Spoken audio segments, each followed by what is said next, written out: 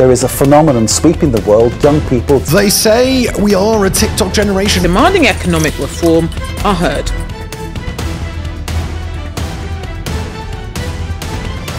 ሞሮኮ ፔሩና ማዳጋስካርን የናጠው የጄንዚዎች ተቃውሞ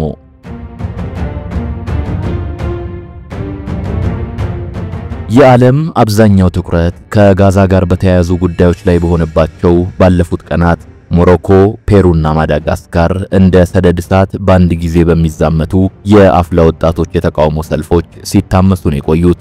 የተቃውሞ እንቅስቃሴዎቹ መጠንና በተለይም ትኩረት አድርገው የሚያነሷቸው ጉዳዮች ላይ ልዩነቶች ቢኖሩም በሶስቱም ሀገራት የሚገኙ አፍላ ወጣቶች ያነሷቸው ጥያቄዎች በኢኮኖሚያዊና ማህበራዊ ፍትህ ላይ የሚያጠነጥኑ መሆናቸው ያመሳስላቸዋል።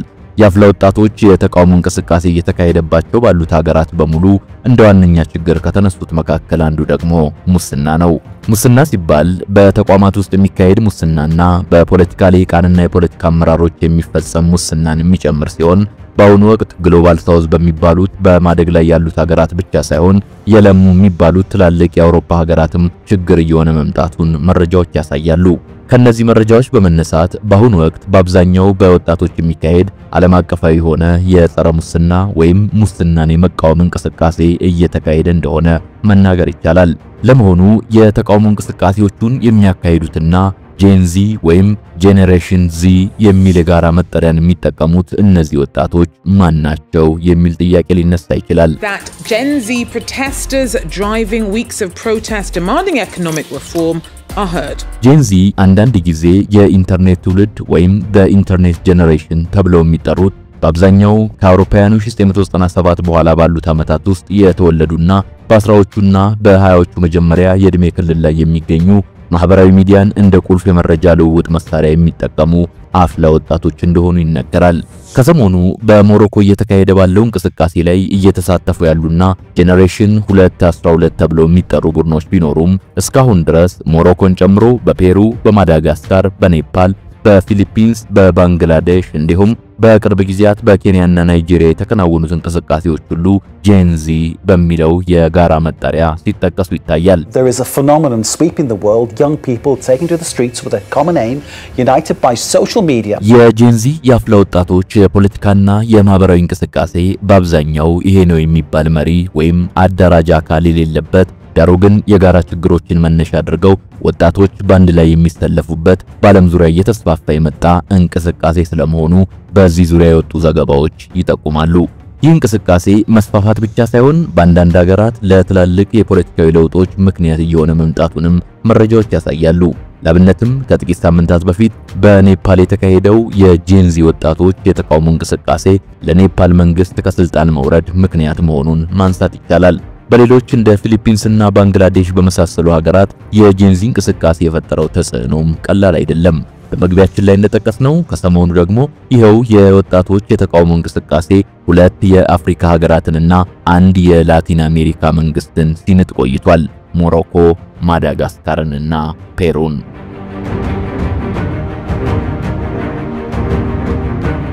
ከሁሉም በሞሮኮ እየተካሄደ ያለው ተቃውሞ ጠንከር ያለ ሲሆን በሂደት እየተባባሰ በመምጣት የሀገሪቱ ጠቅላይ ሚኒስትር ከስልጣን እንዲወርዱ እስከ መጠየቅ ተደርሷል። ለነዚህ የተቃውሞ እንቅስቃሴዎች ከየሀገራቱ መንግስታት የተሰጡት ምላሾች የተለያዩ አይነት በተለይም በሞሮኮና በማዳጋስካር እየተካሄዱ ያሉት እንቅስቃሴዎች የሞትና የመቁሰል አደጋን ማስከተላቸው ተነግሯል። በፔሩ ሲካሄድ የሰነበተው የጄንዚ ወጣቶች የተቃውሞ እንቅስቃሴና በኔፓል፣ በፊሊፒንስና በኢንዶኔዥያ የተካሄዱት መሰል እንቅስቃሴዎችም እንዲሁ ቢያንስ የአካል ጉዳት የደረሰባቸው ሰልፈኞች እንዳሉ በዚሁ ዙሪያ የወጡ ዘገባዎች ያመለክታሉ። They say we are a TikTok generation, a generation of idiots. ለመግቢያነት ይህን ያህል ካልን ዘንዳ በዛሬው የሳሎን ቲዩብ ጥንቅራችን ትኩረታችንን በሞሮኮ፣ በፔሩና በማዳጋስካር እየተካሄዱ ባሉ የጄንዚ ወጣቶች የተቃውሞ እንቅስቃሴዎች ላይ በማድረግ እንቅስቃሴዎቹ ምን መልክ እንዳላቸው፣ መንስኤዎቻቸው ምን እንደሆኑ፣ ምን አይነት ውጤት እያስከተሉ እንዳሉና ሌሎችም ተያያዥ ጉዳዮችን ከልዩ ልዩ ምንጮች ባገኘናቸው መረጃዎችና የባለሙያዎች ትንታኔዎችና አስተያየቶች ላይ በመመስረት በጥልቀት ለመዳሰስ እንሞክራለን። ጸሐፊው ታምራት መቻል ነው። አብራችሁን ሆኑ። When we rise up, they don't let us speak out about the country's problems. በቅድሚያ የዚህን የአፍላ ወጣቶች የተቃውሞ እንቅስቃሴ አንዳንድ መገለጫዎችና የተጽዕኖውን መጠን በተመለከተ ትንሽ ነገር እንበልና በሞሮኮ በፔሩና በማዳጋስካር የተካሄዱትን እንቅስቃሴዎች በቅደም ተከተል እንመልከት። ዶክተር ሱቢር ሲኒ በዩኒቨርሲቲ ኦፍ ለንደን የሚያገለግሉ ምሁር ናቸው።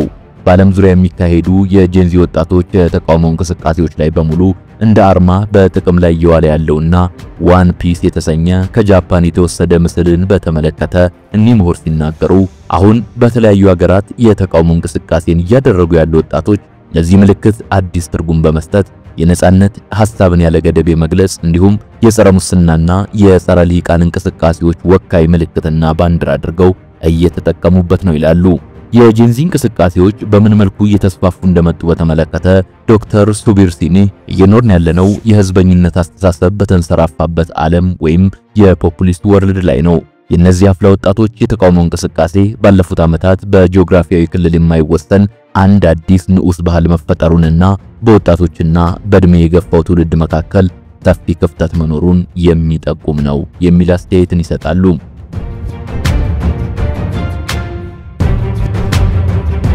የጄንዚ ወጣቶች ለሚያካሂዷቸው የመረጃ ልውውጦችም ሆነ የተቃውሞ እንቅስቃሴዎች ማህበራዊ ሚዲያን በቁልፍ መሳሪያነት እንደሚጠቀሙ ይነገራል። ከሰሞኑ በጄንዚ የተቃውሞ ሰልፎች ላይ እየተሳተፉ ካሉ ወጣቶች መካከል አንዳንዶቹ አስተያየታቸውን ሲሰጡ መንግስታት ማህበራዊ ሚዲያ የሀገርን ደህንነት አደጋ ላይ የሚጥሉ መረጃዎችን ለማስተላለፍ ይውላሉ የሚለውን እንደ ምክንያት በማቅረብ ተርክ ይህን አይነት የወጣቶች የተቃውሞ እንቅስቃሴን ሁሌም ለማፈን የሚሞክሩ መንግስታት ወጣቶቹን እርባና የሌለው የቲክቶክ ትውልድ በማለት ለማጣጣል እንደሚሞክሩ፣ ነገር ግን ለመናገር ስንሞክር ለማዳመጥ አይፈቅዱም ይላሉ። የጄንዚ እንቅስቃሴዎች እንዲህ በአጭር ጊዜ እየተስፋፉ የመምጣታቸው ምክንያት ምንድነው ለሚለው በተለይም ግሎባል ሳውዝ ተብለው በሚጠሩት በማደግ ላይ ያሉትና በደቡባዊ ንፍቀ ክበብ በሚገኙት ሀገራት ከፍተኛ የህዝብ ቁጥር እድገት መኖሩና ከዚህም አብላጫውን የሚይዙት ወጣቶች መሆናቸውን፣ እነዚህ ታዳጊዎችና ወጣቶች ከበፊቱ የተሻለ ከፍተኛ የትምህርት እድል ቢኖራቸውም በዲግሪና በሌላ ማዕረግ ተመርቀው ሲያበቁ ስራ የማግኘት እድላቸው የጠበበ መሆኑ፣ በአጠቃላይ የሚጠብቁት ነገርና እውነታው መለያየት በዋና ዋና ምክንያትነት ሲጠቀሱ ይደመጣል። ከዚህ በተጨማሪም በየሀገሩ በሀብታምና በድሃው መካከል ያሉ ልዩነቶች እየሰፉ መምጣታቸው የፖለቲካ ልሂቃንና በፖለቲካው አመራር ላይ ያሉ ሰዎችና ቤተሰቦቻቸው ያልተገባ የድሎት ህይወትን እየኖሩ እነርሱ ግን በስራ አጥነትና በሌሎችም ችግሮች መከበባቸው በወደፊት ህይወታቸው ላይ የተደቀነ የህልውና አደጋ አድርገው ማየታቸው በየትኛውም ሀገር የሚኖሩ ወጣቶችን በአንድ መንፈስ ለተቃውሞ አደባባይ እንዲውሉ እንዳደረጋቸው ይነገራል። I expect faster implementation and better results from the new generation of local development programs that I have asked the government to prepare, ensuring that urban and rural areas benefit equally. ስለ ጄንዚ እንቅስቃሴ አንዳንድ መገለጫ ባህሪያት ይህን ካልን ዘንዳ በሶስቱ ሀገራት እየተካሄዱ ያሉ የወጣቶች የተቃውሞ እንቅስቃሴዎችን እንመልከት። በሰሜን አፍሪካዊቱ ሀገር ሞሮኮ እየተካሄደ ያለው የጄንዚ የተቃውሞ እንቅስቃሴ በስፋቱና በሚያሳትፋቸው ሰልፈኞች ቁጥር ከሁሉም የበለጠው ሲሆን ምናልባትም በቂ ምላሽ የማያገኝ ከሆነ ሌሎች የማህበረሰብ ክፍሎችን ወደሚያካትት ሰፊ የተቃውሞ እንቅስቃሴ የመለወጥ እድል እንዳለው ካያያዙ መገመት ይቻላል። ለተከታታይ ቀናት ሲካሄድ የቆየውና ምናልባትም አሁንም እየተካሄደ የሚገኘው የሞሮኮው የአፍላ ወጣቶች የተቃውሞ እንቅስቃሴ ዋነኛ መንስኤ የሀገሪቱ መንግስት ቅድሚያ መስጠት ለሚገባው ጉዳዮች ቅድሚያ እየሰጠ አይደለም የሚለው ሲሆን በቅርቡ በሀገሪቱ የመንግስት ወይም የፐብሊክ ሆስፒታሎች ውስጥ የተከሰቱ የሞት አደጋዎች ደግሞ ተቃውሞ ይበልጥ እንዲቀጣጠል ያደረገ ምክንያት ነው። ይህ ክስተት አጋዲር በምትባለው የሞሮኮ ከተማ ውስጥ በሚገኙ የመንግስት ሆስፒታሎች ለወሊድ የገቡ 8 ሴቶች መሞታቸው ሲሆን በተለይም በጤናው ዘርፍ ላይ ያለውን ችግር በሚገባ እንዲታይ ያደረገ ክስተት ነው ተብሏል። ምጣኔው ለ10,000 ሰዎች 8 የህክምና ባለሙያዎች ብቻ በሆነባት ሞሮኮ የህክምና ዘርፉ ከፍተኛ ችግር ውስጥ ያለ ሲሆን ሙስና ደግሞ የዘርፉን ችግር ይበልጥ እንዲባባስ እንዳደረገው ይነገራል።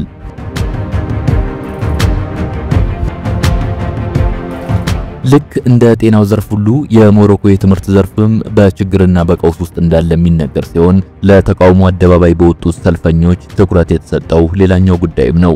ሆኖም የሞሮኮ የጄንዚ ወጣቶችን በበርካታ የሀገሪቱ ከተሞች ለተቃውሞ እንዲወጡ ያደረጋቸው በእነዚህ ሁለት ዘርፎች ላይ የሚታዩት ችግሮች ብቻ ሳይሆኑ የሀገሪቱ መንግስት በእነሱ እምነት ቅድሚያ ሊሰጣቸው በማይገባቸው ነገሮች ላይ ቢሊዮን ዶላሮችን እያፈሰሰ መሆኑ ነው።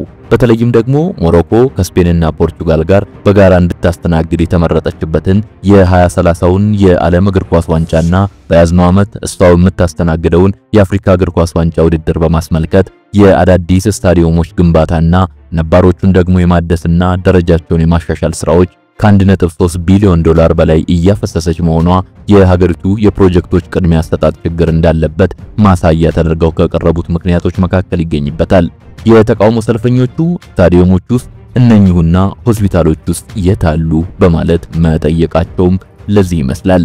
የሀገሪቱ መንግስት በርካታ ቅድሚያ ሊሰጣቸው የሚገቡ የህዝቡ መሰረታዊ ችግሮች እያሉ ምናልባትም ከታይታና ከአንድ ሰሞን ወሬ በዘለለ በዘላቂነት ለህዝቡ ይሄ ነው የሚባል ጥቅምን በማይሰጡ ግዙፍ ስታዲየሞች ግንባታ ላይ ይህን ያህል መጠን ያለው ገንዘብ ማፍሰሱን በየመንግስት ሆስፒታሎች ውስጥ ዜጎች በመሰረታዊ የህክምና አገልግሎት ቁሳቁሶች እጥረትና በሌሎችም ችግሮች ህይወታቸው እያለፈ ከመሆኑ ጋር በማነጻጸር ለተቃውሞ መውጣታቸው ምክንያታዊ ነው ማለት ይቻላል። የሞሮኮ መንግስት ለዚህ የዜጎቹ ተቃውሞ የሰጠው ምላሽ በጤናው ዘርፍ ያሉ ችግሮች አሁን የመጡ ሳይሆኑ ቀድሞውንም የነበሩ ናቸው የሚልና በስታዲየሞች ግንባታና በሌሎችም እንደ ብሉ ትሬን ወይም እጅግ ፈጣን ባቡር አይነት መሰረተ ልማቶች ላይ ግዙፍ መዋዕለ ንዋይ ማፍሰሴ ትክክል ነው የሚል አቋም አለው። ምንም እንኳን የሞሮኮ መንግስት የወጣቶቹን ተቃውሞ በጸጥታ ኃይሎቹ አማካኝነት ለማስቆም ቢሞክርም እንዲሁም በዚህ ሂደት ለሞትና ለአካል ጉዳት የተዳረጉ ሰዎች ቢኖሩም ዋና ከተማዋ ራባትን ጨምሮ 11 በሚሆኑ ከተሞች የተቀጣጠለው የተቃውሞ እንቅስቃሴ ከቀን ወደ ቀን እየተባባሰ በመሄድ የሀገሪቱ ጠቅላይ ሚኒስትር ከስልጣን እንዲወርድ ወደ መጠየቅ እንደተሸጋገረ ዘገባዎች ያሳያሉ። እዚህ ጋር ለተቃውሞ የወጡት የሞሮኮ ወጣቶች ከስታዲየሞቹ ግንባታ ጋር በማያያዝ ስላነሱት ጉዳይ በተመለከተ ጥቂት ተጨማሪ ነጥቦችን አንስተን እንለፍ። In what it called a strategic step to strengthen organization and coordination. ሞሮኮ ከሰሃራ በታች ካሉ የአፍሪካ ሀገራት ጋር ሲነጻጸር ደህና ሊባል የሚችል የኢኮኖሚ ደረጃ ላይ የምትገኝ እንደሆነች የሚገልጹ መረጃዎች ቢኖሩም በዓለም ደረጃ ግን አሁንም ብዙ የሚቀራት ሀገር መሆኗ ይታወቃል። ምናልባትም አሁን ባላት የምጣኔ ሀብት አቅም ተበድራም ይሁን ተለቅታ ወይም ቅድሚያ ሊሰጣቸው የሚገቡ ስራዎችን አቁማ የ2030ውን የዓለም ዋንጫ እንደምንም ከስፔንና ፖርቹጋል ጋር በመተጋገዝ ማስተናገድ ትችል ይሆናል። ውድድሮቹ ተጀምረው እስኪጠናቀቁ ባለው ጊዜ ከሀገር ውስጥና ከተለያዩ የዓለም ክፍሎች ውድድሩን ለመታደም ከሚመጡ ሰዎችና ከቱሪስቶች የሚገኝ ገቢም ሊኖር ይችላል። የዓለም እግር ኳስ ዋንጫ በርካታ ሚሊዮኖች የሚከታተሉት ውድድር እንደመሆኑ ሀገሪቱን በዓለም ዙሪያ በስፋት ለማስተዋወቅና ምስሏንም ከፍ ለማድረግ ያግዝ ይሆናል።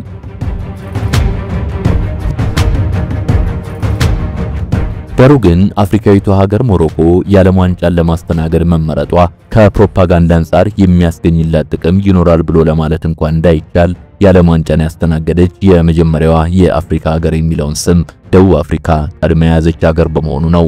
አንዳንዶች የሞሮኮ ብሔራዊ እግር ኳስ ቡድን በዓለም ዋንጫ ውድድሮች ላይ ያሳየውና በአፍሪካ ሀገራት ደረጃ ደህና ሊባል የሚችል ውጤት የብሔራዊ ቡድን ተጫዋቾቹ በግል የደረሱበትን ስኬት በመጥቀስ ሀገሪቱ የዓለም ዋንጫ ውድድርን ለማስተናገድ ለመጠየቅ ብቁ ከሚያደርጓት ነገሮች መካከል ናቸው በማለት ሀገሪቱ ጥያቄውን ማቅረቧና ከሌሎች ጋር በጋራ ለማዘጋጀት መመረጧ ያን ያህል አይገርምም የሚል ሐሳብ ያነሳሉ። የዓለም እግር ኳስ ዋንጫ አይነት ትልልቅ ውድድሮችን የሀገራትን የስፖርት ሊጎች በማነቃቃትና ዘርፉም እንዲያድግ በማገዝ በኩል አዎንታዊ ሚና መጫወታቸውም የእነዚሁ አካላት ሐሳብን የሚያጠናክር ነው። ነገር ግን የአንድ ሀገር የልማት አጋዥ ብቻ ሳይሆን የህዝቡ የህልውና መሰረት የሆኑ እንደ ትምህርትና ጤናን የመሰሉ ዘርፎች በከፍተኛ ችግር ውስጥ ባሉበት ሁኔታ ብዙ ቢሊዮን ዶላሮችን በትላልቅ ስቴዲየሞችና ሌሎችም የስፖርት መሰረተ ልማቶች ግንባታ እንዲሁም በተለያዩ የዝግጅት ወጪዎች ላይ መዋል አዋጭነቱን አሊያም ጉዳቱን ከዚህ ቀደም የዓለም ዋንጫን ባስተናገዱ በተለይም ደግሞ ኢኮኖሚያዊ አቅማቸው ያን ያህል የማያወላዳ ሀገሮች ከገጠማቸው ሁኔታ አንጻር መፈተሽ ግድ ይላል። እዚህ ጋር የእግር ኳስ ስቴዲየሞች ከሌሎች የስፖርት ማዘውተሪያ መሰረተ ልማቶች ጋር ሲነጻጸር በተወሰነ መልኩም ቢሆን አገልግሎት እየሰጡ ለመቀጠል የተሻለ ዕድል ያላቸው ሳይዘነጋ ለዓመታት በከባድ ኢኮኖሚ ቀውስ ውስጥ የነበረችው ግሪክ የኦሎምፒክ ውድድርን ባዘጋጀች ማግስት የገነባቻቸው የስፖርት መሰረተ ልማቶች ከጥቅማቸው ኪሳራቸው ይበልጥ የነበረ መሆኑን ማስታወስ ይቻላል። እናም የሞሮኮ ወጣቶችን ለተቃውሞ አደባባይ ያዋላቸውንና የሀገሪቱ መንግስት ለሶስት አዳዲስ ስቴዲየሞች ግንባታና ነባሮችን ደግሞ የማደስና ደረጃቸውን የማሻሻል ስራ በርካታ ቢሊዮን ዶላሮችን ወጪ የማድረጉን ነገር ከዚህ አንፃር መፈተሽም ይቻላል። የሞሮኮውን የጄንዚ ወጣቶች የተቃውሞ እንቅስቃሴ በተመለከተ አስተያየት ከሰጡ ምሁራንና ባለሙያዎች መካከል አቡበከር ጃማይ አንዱ ናቸው። አቡበከር ሞሮኮ ውስጥ ይህን አይነት ጠንካራ የወጣቶች የተቃውሞ እንቅስቃሴ መኖሩ ሊያስገርምና ሊያስደንቅ አይገባም። ምክንያቱም እየተነሱ ያሉት የሀገሪቱ ችግሮች በተለይም ከ2017 አንስቶ ከመቃለል ይልቅ እየተባባሱ መጥተዋል። ለምሳሌ በሞሮኮ ውስጥ ያለው የወጣቶች የሥራ አጥነት መጠን 47 በመቶ መድረሱ ለዚህ ማሳያ ነው ይላሉ። በመግቢያችን ላይ ለመጥቀስ እንደሞከርነው የላቲን አሜሪካዋ ሀገር ፔሩም ከሰሞኑ ከፍተኛ የወጣቶች የተቃውሞ እንቅስቃሴ ሲካሄድባቸው ከቆዩ ሀገራት መካከል ናት። በፔሩ የጄንዚ ተቃውሞ ዋነኛ ምክንያቶች የተንሰራፋ ሙስናና በቅርቡ የወጣ የጡረታ ሕግ ማሻሻያ ናቸው። በአጠቃላይ ስር የሰደደ ሙስና፣ የተዛባ ኢኮኖሚ ፖሊሲ፣ ጡረታን ጨምሮ የዜግነትና የህዝብ መብቶች ከጊዜ ወደ ጊዜ በግለሰብ ድርጅቶች ተጽዕኖ ስር መውደቅና የወንጀለኝነት በተለይም የወጣት አጥፊነት እያደገ መምጣት የፔሩ የጄንዚ ወጣቶች ለተቃውሞ አደባባይ ካወጧቸው ጉዳዮች መካከል ናቸው። ይህ የፔሩ የወጣቶች እንቅስቃሴ በመቃወም ብቻ ሳይገታ የሀገሪቱ ፕሬዝዳንት ቦሎ ኦርቴ ከስልጣናቸው እንዲወርዱ የጠየቀም ነበር።